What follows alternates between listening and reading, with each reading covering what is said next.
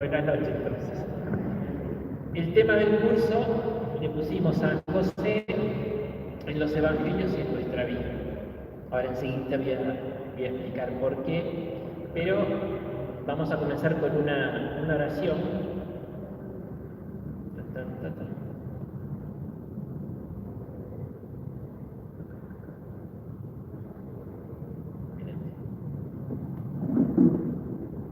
Ahí está. Vamos a comenzar con una oración. Esta es la oración que pone el Papa Francisco al final de la carta Patris Corde. Después vamos a hablar un poquito, porque hacemos un curso de San José este año. Con José María hablamos del tema y dijimos San José, pero es muy linda la oración. Salve, custodio del Redentor y esposo de la Virgen María. A ti Dios confió a su Hijo, en ti María depositó su confianza, contigo Cristo se forjó como hombre. Oh bienaventurado José, muéstrate Padre también a nosotros. Guíanos en el camino de la vida.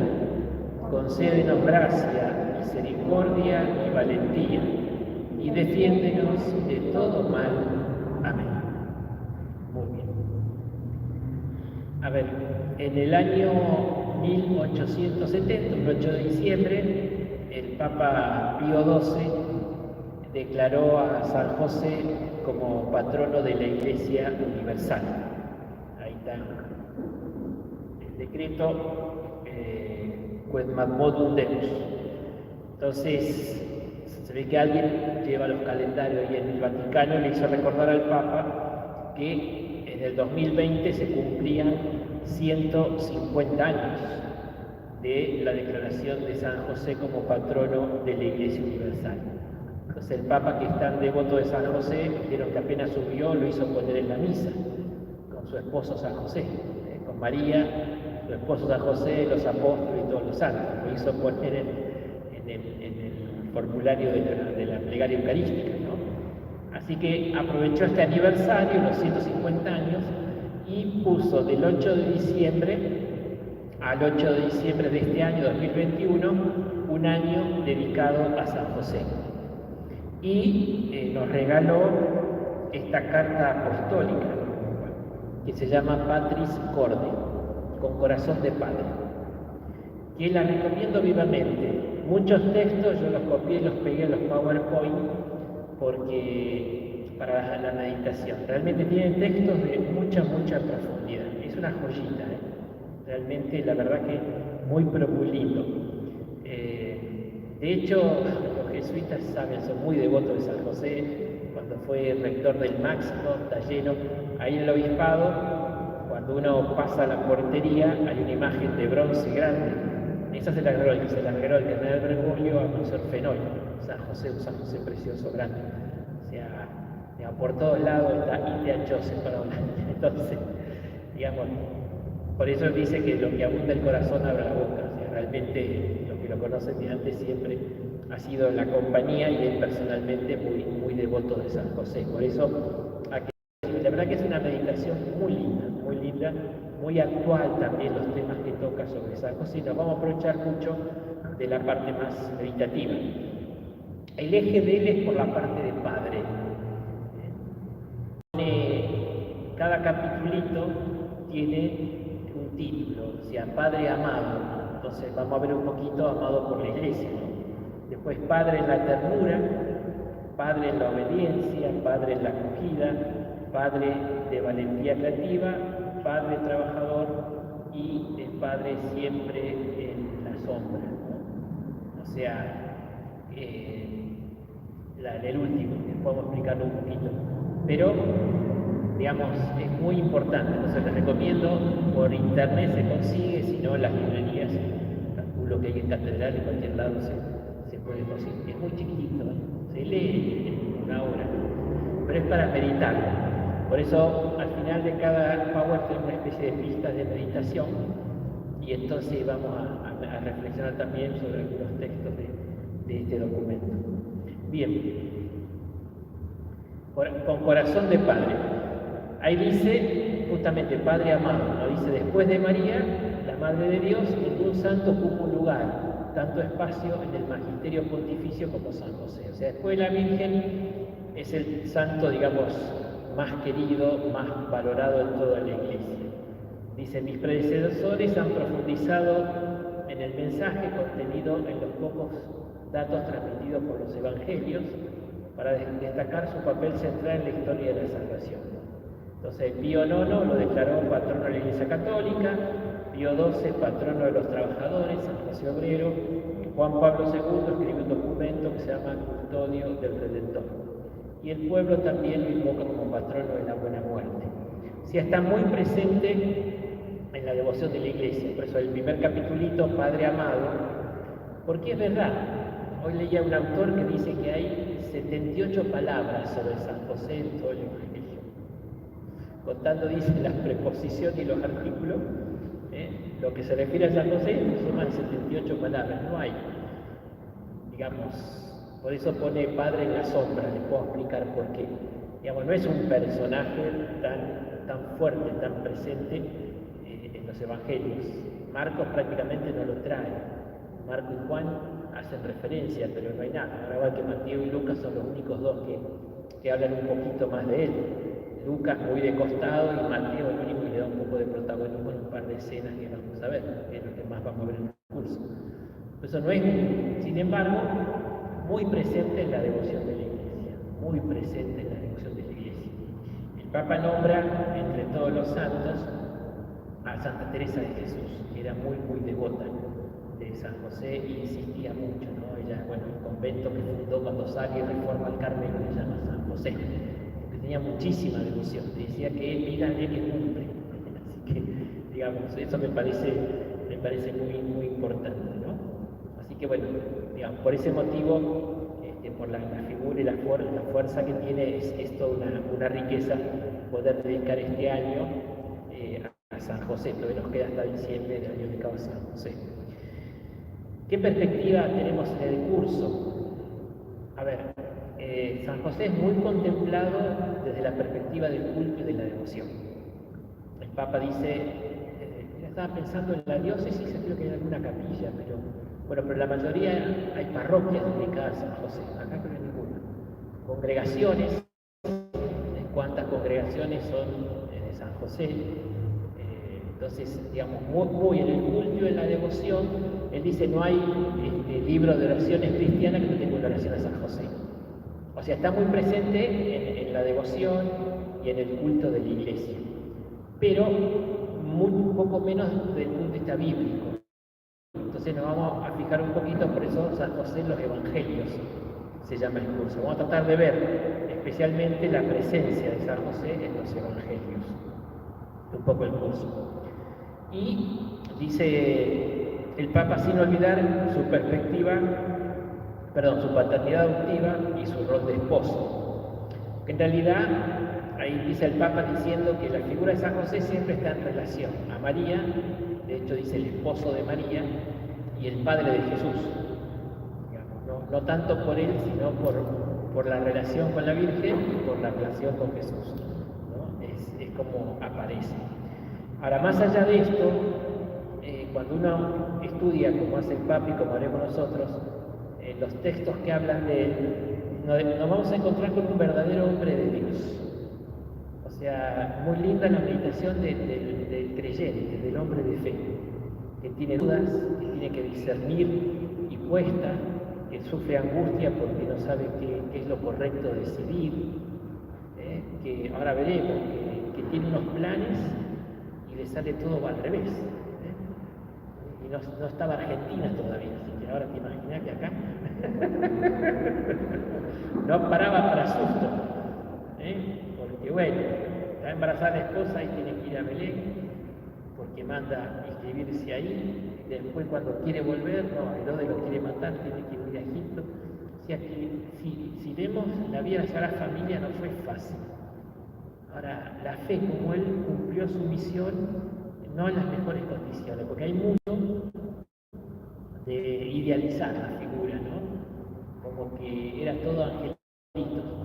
Vamos a hablar un poquito también de los evangelios apóstoles, que siempre dan curiosidad, pasa que no aportan mucho, pero claro, hay un poquito de folclore, ¿no? O sea, como iba a Egipto y las palmeras se inclinaban, o sea, nos dan una imagen, pero que no es tan real, ¿no? Los evangelios, en cambio, nos ponen un poco la crudeza, si se quiere, de esto, ¿no? Cómo tuvo que vivir. Por eso es un ejemplo para todos. Esto es muy importante.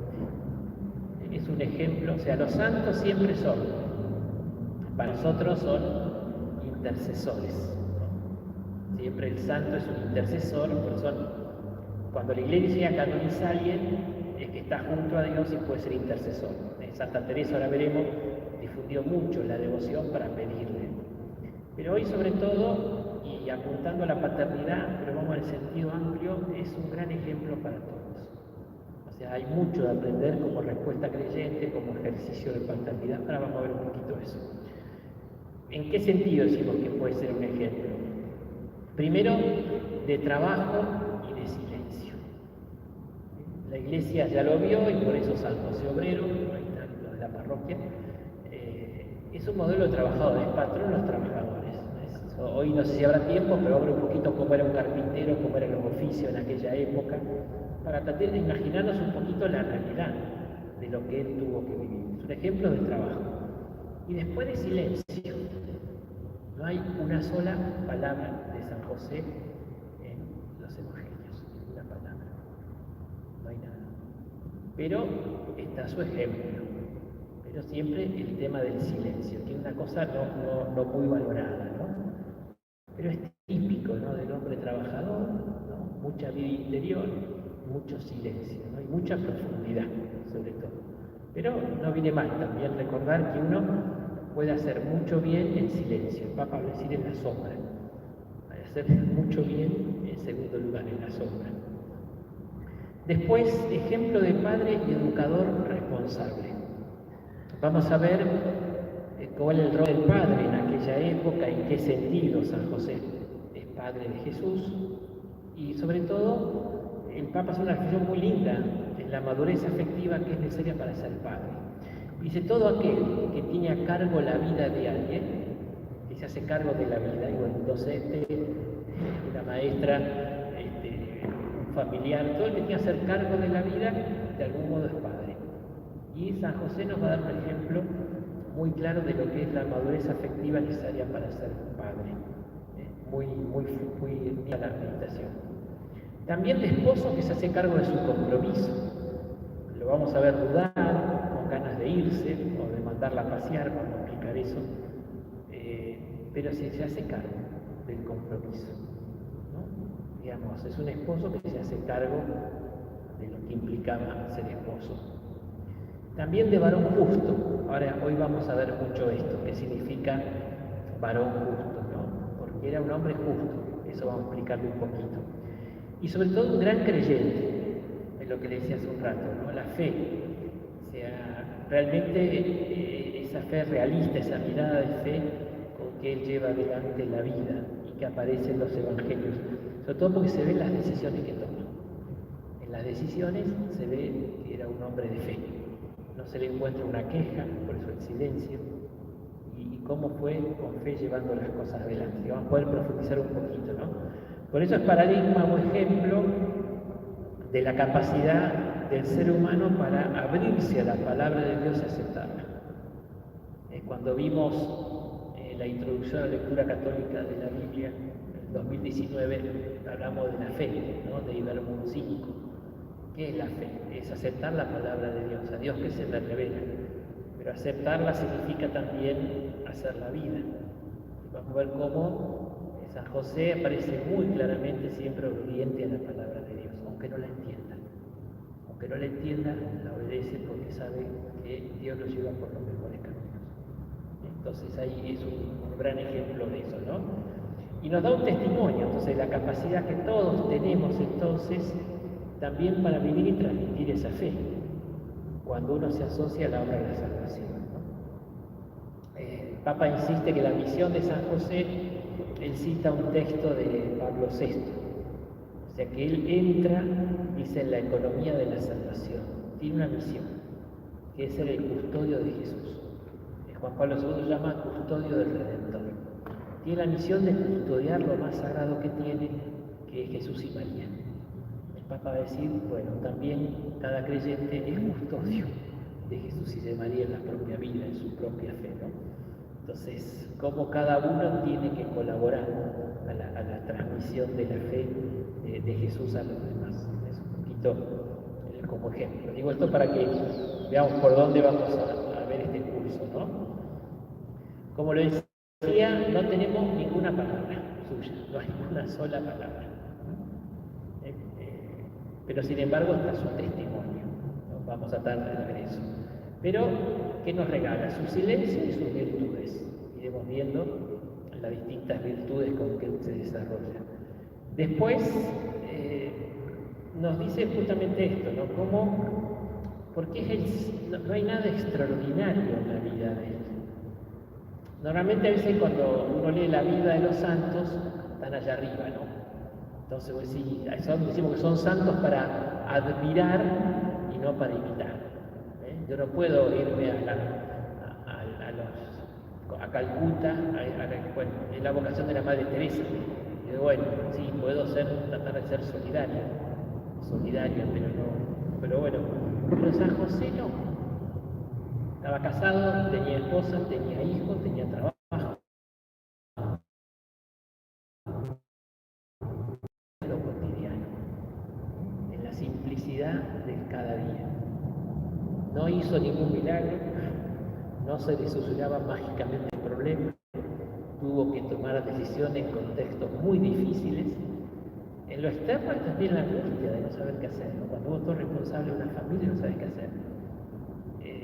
Vamos a hablar un poquito de esto, pero la huida de Egipto, pero ir a otro país, buscar trabajo, ahora que uno ve los inmigrantes, los que se van, los que vienen, que están buscando. Es tremendo, es muy duro. Bueno, todo eso lo vive. Sin embargo, con fe y en silencio, con esa obediencia a Dios en el silencio de cada día. Por eso es un gran ejemplo, ¿no? Y como lo decía, vamos a ver, Marcos lo nombra, porque dice que este no es el hijo del carpintero. Entonces ahí aparece.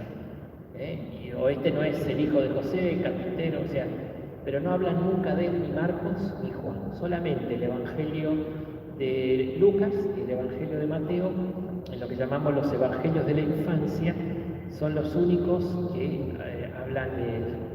Pero dice el Papa, con lo suficiente para entender qué clase de padre fue y cómo fue su confianza en la providencia. Por eso también un gran ejemplo de confianza en la providencia. Así que bueno, tenemos que ver un poquito, o sea, le decía, la perspectiva nuestra no va a ser tanto de la devoción, aunque vamos a citar algunos textos de Teresa y Teresita, sino vamos a verlo sobre todo desde el punto de vista bíblico. Es un curso bíblico, pero San José en los Evangelios, y con la ayuda del Papa en Patris Corde, cómo lo aterrizamos en nuestra vida. Sería un poco lo que vamos a hacer ahora. Entonces, lo primero es ver un pantallazo general, decir, bueno, ¿dónde se habla de San José en los Evangelios? ¿Cuáles son los pasajes bíblicos que hablan de San José? Yo hice trampa porque me traje el machete. Pero bueno, pero es para recordarlo. Primero, entonces, ¿se ve la letra ahí? Sí. Mateo y Lucas traen una genealogía de Jesús. Lo vamos a ver, si os quiere, el próximo viernes, qué significa la genealogía y por qué. Entonces, el árbol genealógico. Y bueno, el árbol genealógico de Jesús siempre se hacía vía masculina, vía paterna. Entonces aparece San José, ¿no? Las dos veces. Jacob fue padre de José, el esposo de María, de la cual nació Jesús, que es llamado Cristo. Ese es 1:16. Es la primera vez que aparece en la genealogía. Después la anunciación a María también aparece, pero dice que se apareció el ángel a una joven que estaba desposada con un hombre de la familia de Judá llamado José, pero nada más. Pero bueno, ahí aparece como que estaba desposada. Si Dios quiere, la próxima explicar bien los desposorios, el matrimonio y Lujín y Lluín, ya van a ver, tenía una forma distinta de celebrar los matrimonios de ellos, y entonces vamos a poder entender los textos. Después, a este sí lo vamos a tener mucho el próximo viernes, que así como está la anunciación a María, le llaman la anunciación a José. Y entonces este texto sí, es Mateo 1, 18, 25. Después la genealogía dice, el nacimiento, la concepción de Jesús fue así. Y entonces cuenta todo con José como protagonista, como en sueños decide. Entonces tiene su propia anunciación y su propio fiat. También dice que sí, hágase la voluntad de Dios. No hay un paralelo entre la anunciación a María y la anunciación a José. Entonces, después en el nacimiento aparece ahí que estaba en el pesebre, pero no se lo nombra nomás. Después que cuando vienen los pastores también se lo nombran, que estaba ahí presente. Cuando van a circuncidar al niño, su padre y su madre fueron al octavo día y aparece Simeón, aparece la profetisa Ana, etc.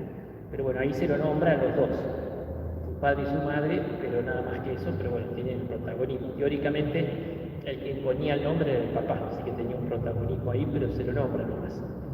Después, en la presentación de Jesús en el templo, el relato que sigue, que algunos le llaman la purificación de María, pero en realidad la presentación. A los 8 días tenían que llevarlo al templo para rescatarlo. ¿Se acuerdan que llevó un par de pichones de paloma, etc.? Bueno, María y José hacen eso. Después aparece también en la huida a Egipto, porque es él el que recibe la revelación de que tiene que llevar a ese niño a Egipto, ¿no? Y tomó al niño de su madre y se fue, o sea que ahí sí hay un protagonismo de él. Después, a la vuelta a Egipto, vuelve porque Herodes, el que quería matarle, ya no está, entonces él recibe el anuncio de volver, de pegar la vuelta otra vez. Y después, cuando Jesús se pierde, ahí pasan 12 años, y cuando Jesús se pierde en el templo, ¿se acuerdan? Ellos volvían, y entonces ahí la Virgen dice, tu padre y yo te buscábamos angustiados, ¿no? Lo nombra, está presente. Hasta ahí es la última aparición que hay. Después no sabemos más nada, ahí se termina. Después los otros textos se dice que Jesús es el hijo del carpintero o el hijo de José.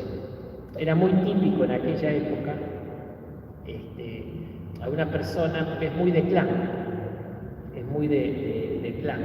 Tiene tal persona el hijo de, ¿no? El hijo de tal. Era muy típico en la época. Entonces Jesús era el hijo de José, el hijo de María.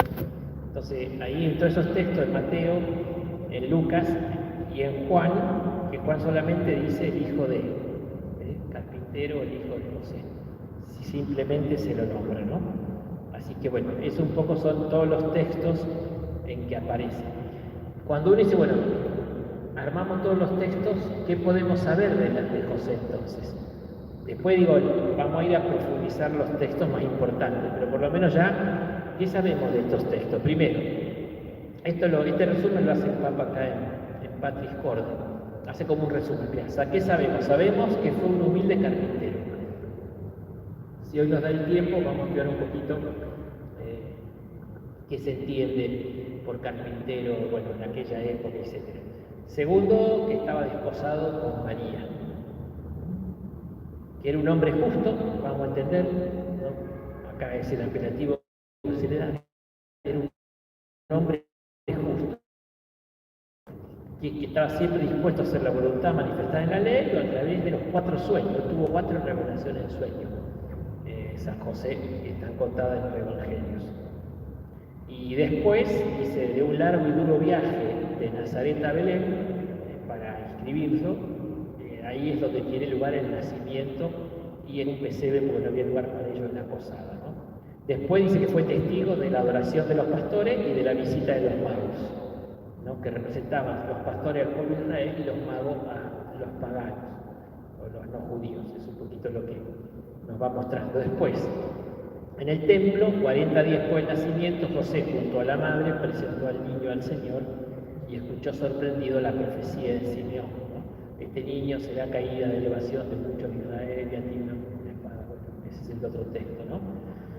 Después, para proteger a Jesús de Herodes, dice, permaneció en Egipto como extranjero, Después de regreso, vivió de manera oculta en el pequeño y desconocido pueblo de Nazaret en Galilea, de donde se decía que ahí no hay ningún profeta ni nada bueno puede salir, lejos de Belén, su ciudad de origen, y de Jerusalén, donde estaba el templo. Tuvo que irse a vivir ahí. Y después, cuando la peregrinación a Jerusalén, ahí es lo que vimos, ¿no? Se perdieron, el niño se perdió, entonces lo buscan angustiado. Esto es un poquito lo que aparece de San José en los evangelios como texto. Quiero aclarar un poquito, porque son como dos miradas distintas, dos perspectivas distintas, ¿no? Le llamamos evangelio, a ver, bueno, ahora lo vemos, vamos a ver con los dibujitos. La mayoría, casi exclusividad de las referencias a San José están en los evangelios de la infancia de Jesús. Y más que crónicas, son verdaderos tratados de cristología, porque en el fondo el evangelio de la infancia nos quieren decir quién es Jesús, ¿no? Y bueno, a una persona se la conoce por el origen, por el nacimiento, ¿no? Por eso la genealogía, la mentalidad de aquella época, entonces por eso los dos ponen, ¿no? Ahora, fíjense que los evangelios comienzan a narrar la vida de Jesús en distintos momentos. Marcos no tiene evangelio de la infancia. Marcos arranca diciendo la voz que grita en el desierto, allá en el camino, con el bautismo del Bautista, de Juan Bautista, y Jesús que aparece. O sea que hasta los 30 años, nada. Marcos el primero no era tan importante, entonces arranca eso. Así que Marcos prácticamente no nos dice nada. Cito una vez nomás, dice, este no es el hijo de José el carpintero. Así que bueno. Mateo arranca desde el nacimiento de Jesús y cuando se le impone el nombre, ¿no? Cuando habla del nacimiento de Jesús. Antes narra cómo fue concebido, pero comienza con el nacimiento. Lucas pone más el acento ya en la concepción virginal, por eso en la anunciación no va antes, ¿no? Nos va a contar cómo sucedió en la anunciación a María. Y Juan desde la eternidad, ¿no? En principio existía la palabra estaba en Dios, el verbo se hizo carne y habitó entre nosotros. O sea, cada uno se remonta al origen. O sea, Marcos, que es el primero, le importa más contar la vida pública y la pasión. Después, Mateo, bueno, como judío, escribe a judíos, va a tener que usar la genealogía y por qué es hijo de Dios. Entonces, es hijo de David e hijo de Dios. Lo veremos, si Dios quiere, el próximo viernes la genealogía, ¿no? Hijo de Abraham, hijo de David, hijo de Dios. Siempre se mira la ascendencia para definir una persona. Lucas más bien quiere poner el acento en la concepción original de María, ¿no? Por eso va a comenzar con el anuncio a María. Y Juan ya tiene una mirada más contemplativa y nos habla ya de, si se quiere, de lo eterno, ¿no? Ahora, lo básico es común, son diferencias de enfoque, si se quiere, ¿no? O sea, hay distintas maneras de argumentar o de presentar, pero coinciden en lo mismo, Eso es lo importante para no perderlo de vista. O sea, cada uno, ahora voy a explicar cuál es el enfoque de Mateo y cuál es el enfoque de Lucas, cómo Lucas mira, y bueno, entonces cada uno, no hicimos curso de evangelio, pero ustedes saben que en realidad nosotros hicimos el evangelio de Mateo, pero en realidad el nombre que se le puso en griego es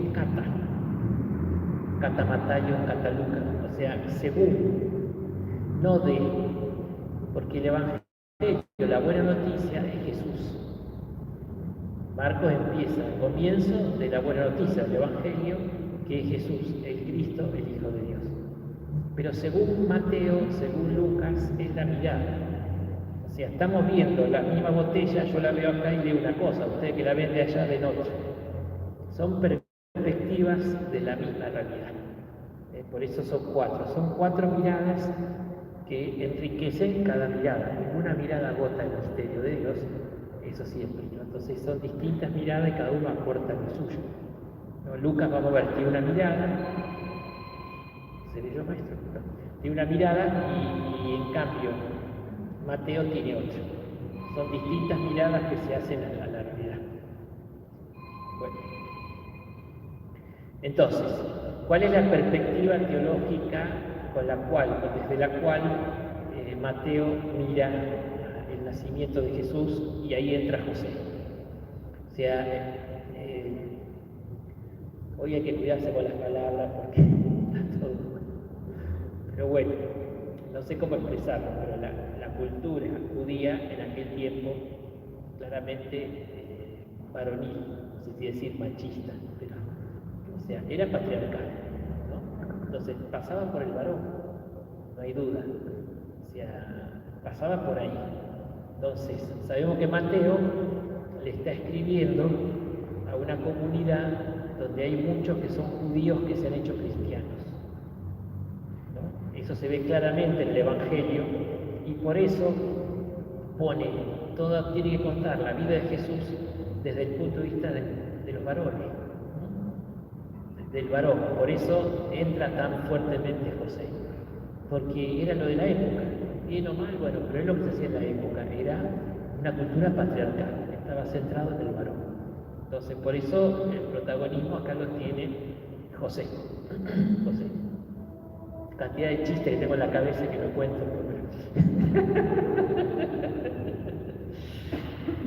Así que bueno, ¿qué quiere enseñarnos el Evangelio de la infancia? Pero dijimos que eran pequeños DNI de Jesús. Cristología es eso, ¿quién es Jesús? Entonces, Mateo tiene que explicarle que Jesús es el hijo de David. ¿Por qué?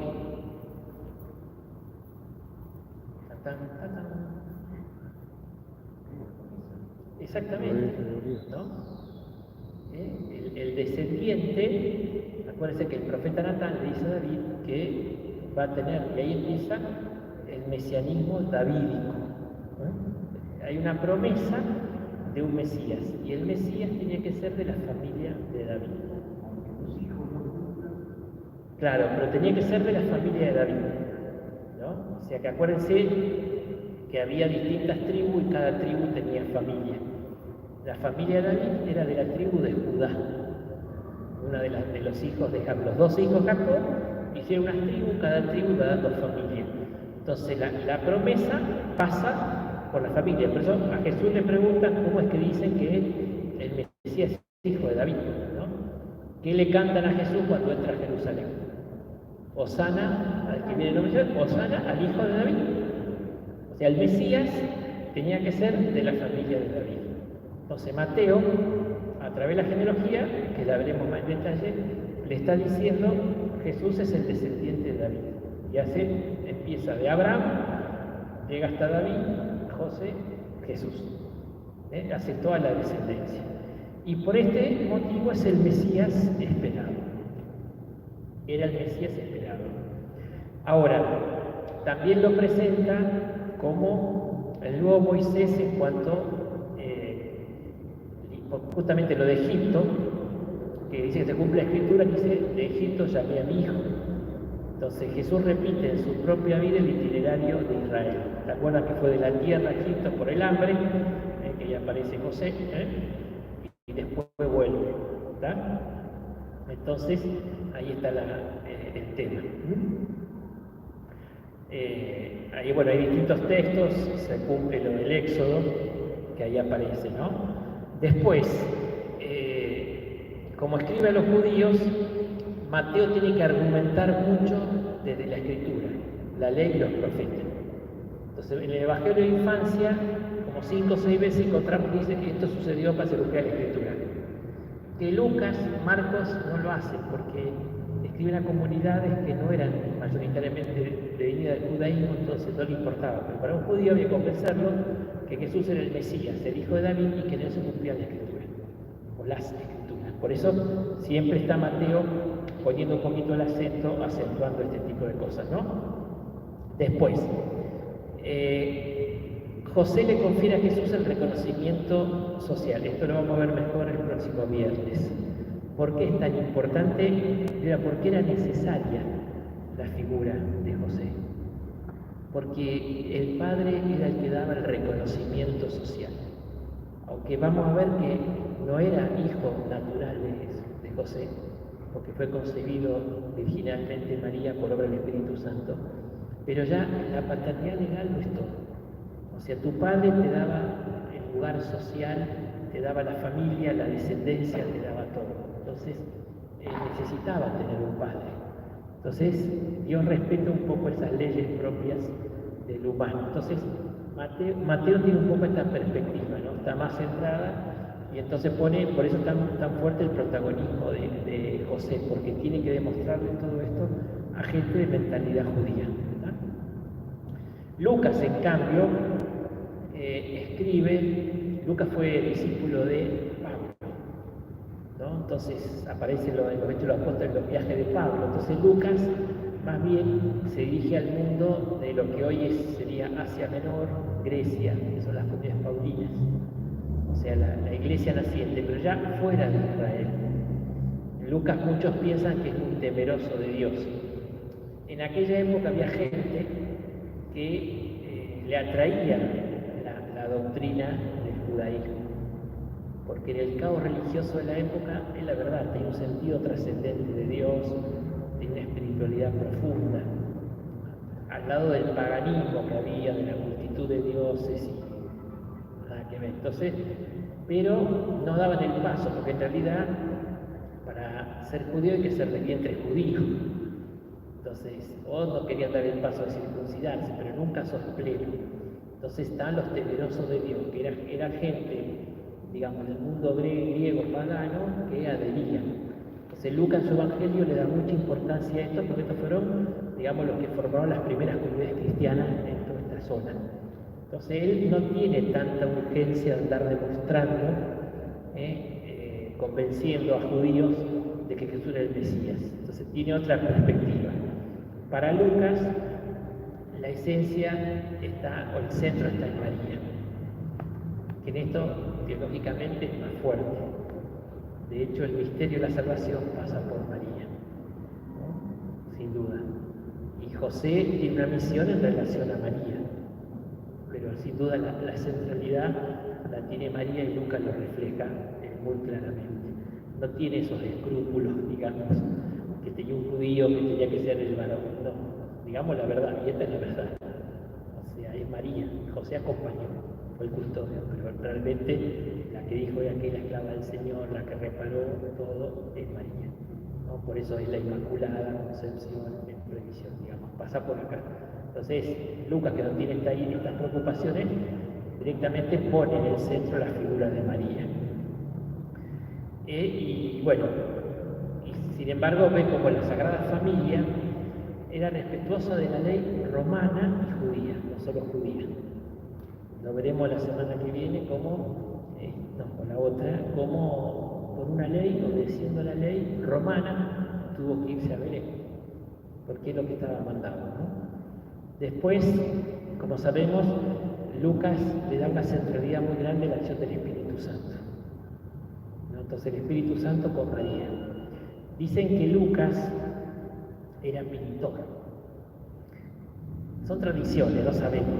En Roma, en una iglesia, hay una pintura que los romanos quieren mucho porque los salvó de varias pestes, que se llama Salus Populus Romanus, salud del pueblo romano. El Papa siempre que sale de viaje pasa, le reza y cuando vuelve, no es como una tradición. Está en la iglesia de Santa María la Mayor y se atribuye a Lucas, ¿no? No sé si es tan antiguo, pero no sabemos si era pintor o no, pero sí es cierto que él hace cuadros en el Evangelio, paralelos, se llaman dípticos. Uno tranquilamente puede poner el nacimiento de Jesús con la acción de la encarnación, con la anunciación, con la acción del Espíritu Santo en María y el nacimiento de Jesús, en paralelo con Hechos de los Apóstoles 1, el nacimiento de la Iglesia. Espíritu Santo, María, nace la Iglesia. Espíritu Santo, María, nace Jesús. Uno puede poner en paralelo la muerte de Jesús, que muere perdonando, y la muerte de Esteban, acusado de lo mismo, de hablar en contra del templo y de la ley, y muere perdonando. Y Lucas presenta a Jesús perdonando, igual que Esteban. Ve que hay como unos paralelos, ¿no? Entonces, le interesa mucho presentar esto a Lucas. Por eso tenemos eso, ¿no? Y José le transfiere a Jesús su genealogía davídico mesiánica, él también. O sea, si bien no pone el acento, él tiene que enseñar y por eso es la genealogía. No vamos a tener tiempo de verla, pero hay dos cosas que cambian.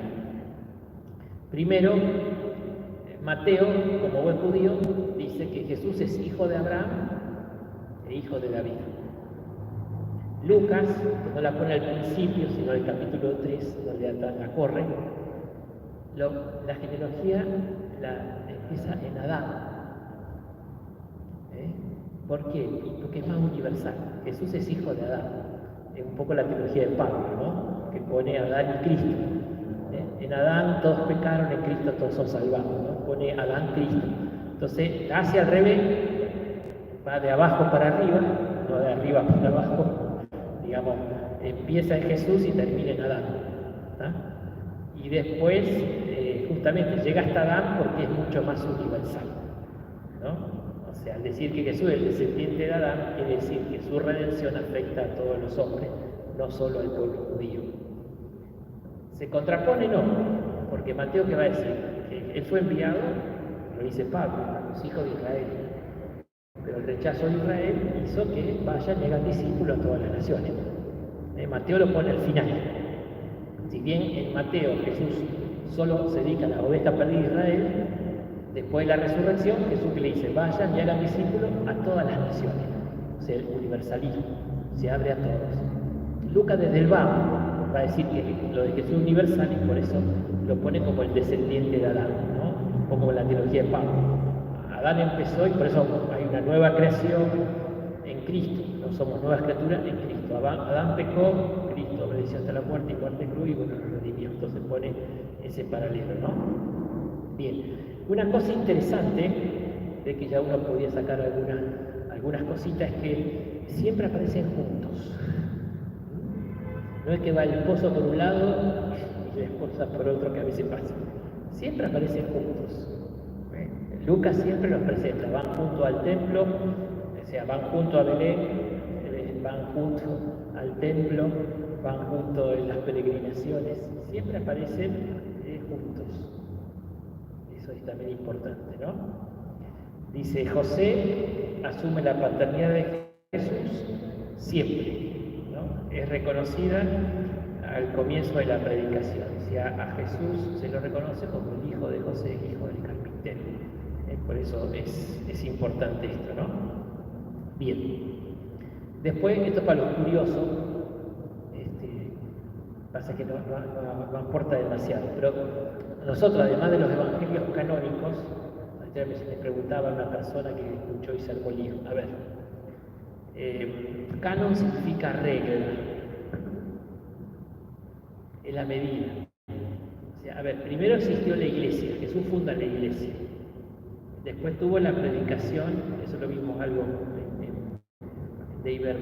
Después la predicación de los apóstoles, esa es la tradición es la tradición apostólica. Cuando van muriendo los apóstoles, se empezó a poner por escrito la predicación de los apóstoles. Y entonces aparece Marcos, Mateo, Lucas y Juan. Ahora, con el tiempo aparecieron otros evangelios y otros textos. Pero la iglesia se quedó con estos 4, por 3 motivos. Le llamamos criterio de canonicidad. Primero, regula fide, la fe. La iglesia vio que estos 4 evangelios expresaban claramente la fe de la iglesia. Porque la iglesia que creía puso por escrito y estos son realmente la fe de la iglesia. ¿Verdad? Entonces, ¿por qué? Porque hay otros evangelios apócrifos que son heréticos.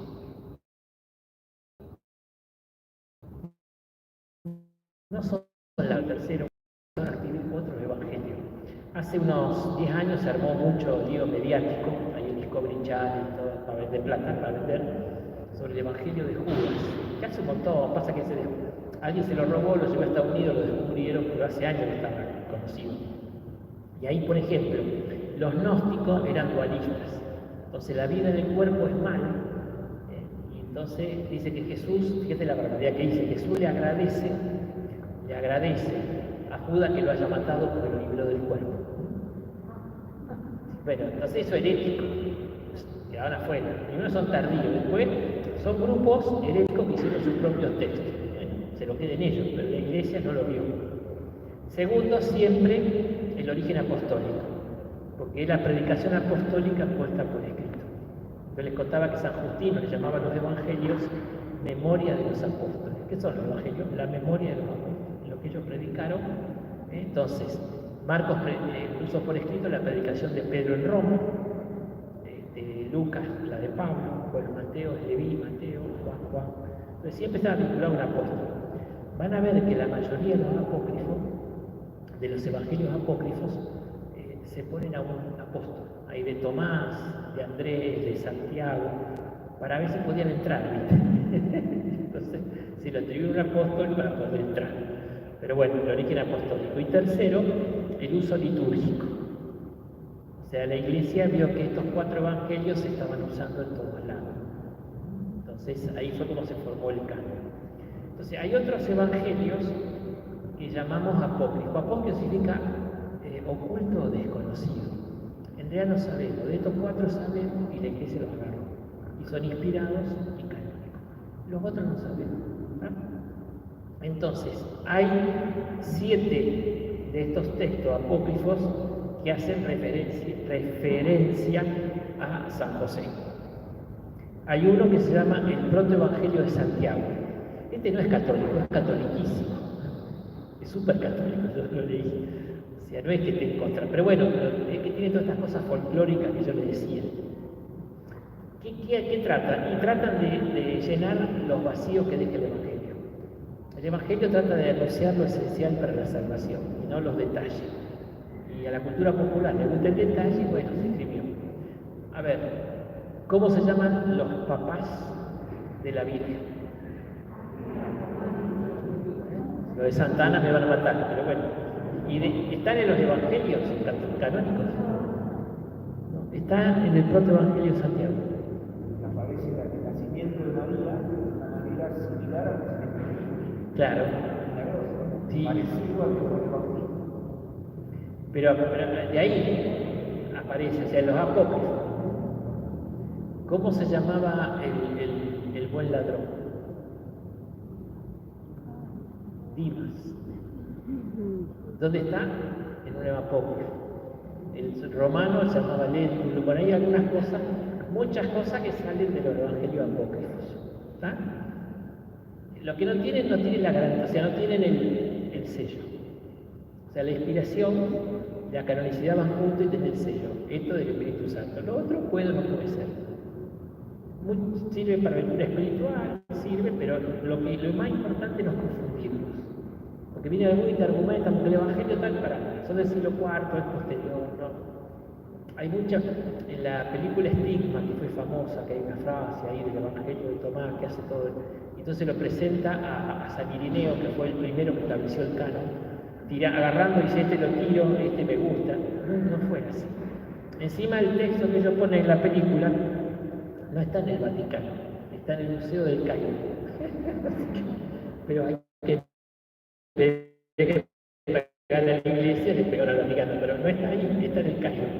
Porque muchos de estos evangelios, es largo explicar, en Nag Hammadi, que es un desierto ahí en Egipto, vieron desierto por el clima seco, se conservaron, como Qumran en Palestina se conservaron. Bueno, el primer gran descubrimiento fue Qumran, pero es para el Antiguo Testamento, todo lo que se descubrió ahí, el rollo del Mar Muerto. Y en Nag Hammadi, en el Alto Egipto, se encontró también una biblioteca, pero era gnóstica, ahí apareció el Buda y todo esto. Y todo eso está en Egipto. Entonces no tiene que ver el Vaticano con eso, pero son de este tipo heréticos. Bueno, digo pero bueno, en esto hay. Después, en el pseudo-evangelio de Tomás, que no es de Tomás, también aparece la historia de José el Carpintero. Hay un libro que yo recomiendo, es del cardenal Rabasi.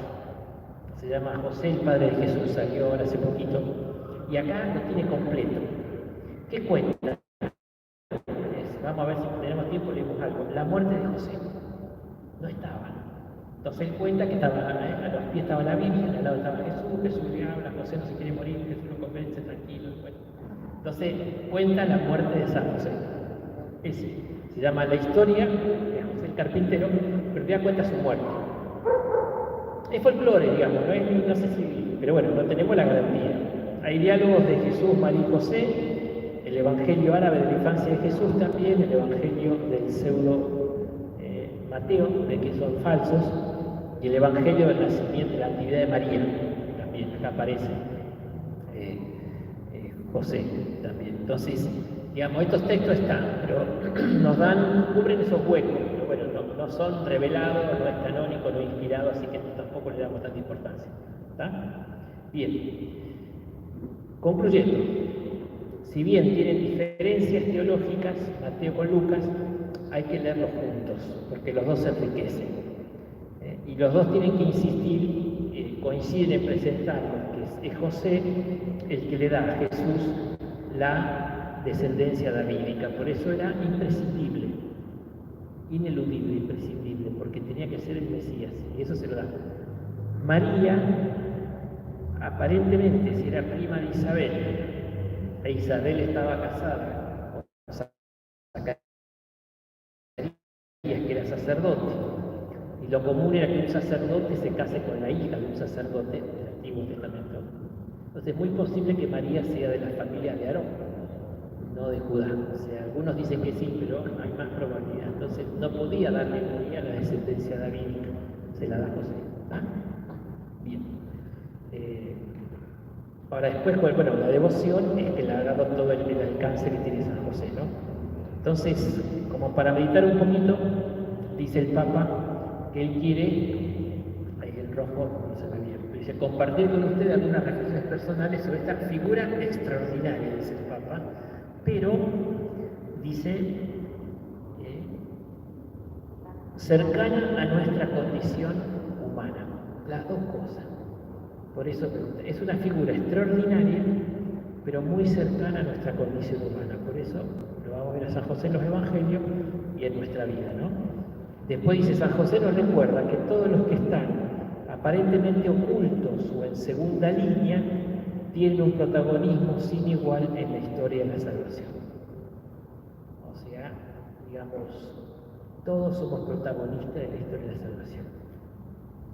No es, algunos tendrán una misión y están más expuestos, pero todos somos llamados a colaborar. San José es lo más grande que hay después de la Virgen, sin embargo, como decimos nosotros, de callado hizo mucho bien. Entonces, es totalmente imitable en esto. Y después en San José, el hombre que pasa de ser percibido, el hombre de presencia diaria, discreta y oculta, todos podemos encontrar un intercesor, un apoyo y una guía en tiempo de dificultad, ¿no? Pero es el hombre de la presencia diaria, discreta, oculta. Cero narcisismo, cero protagonismo, ¿no? Es decir, comparto, la deben conocer. Una de las oraciones que más me gusta de San José, que en Santa Ana está puesto en la puerta. No sé lo que. Ahí. Enséñame a ser segundo. Cómo me encanta esa oración. Yo el día de San José leo esa. Hay una oración, después se la voy a traer. Enséñame a ser segundo. Dedicada a San José, ¿no? O sea, en segundo lugar, pero es protagonista. Entonces, todos estamos llamados a un protagonista. En ese sentido, San José entonces puede sernos de mucha iluminación. Bueno, llevamos casi una horita. Hacemos un descanso, vamos a unos avisos comerciales. Bueno, con profesorado San Miguel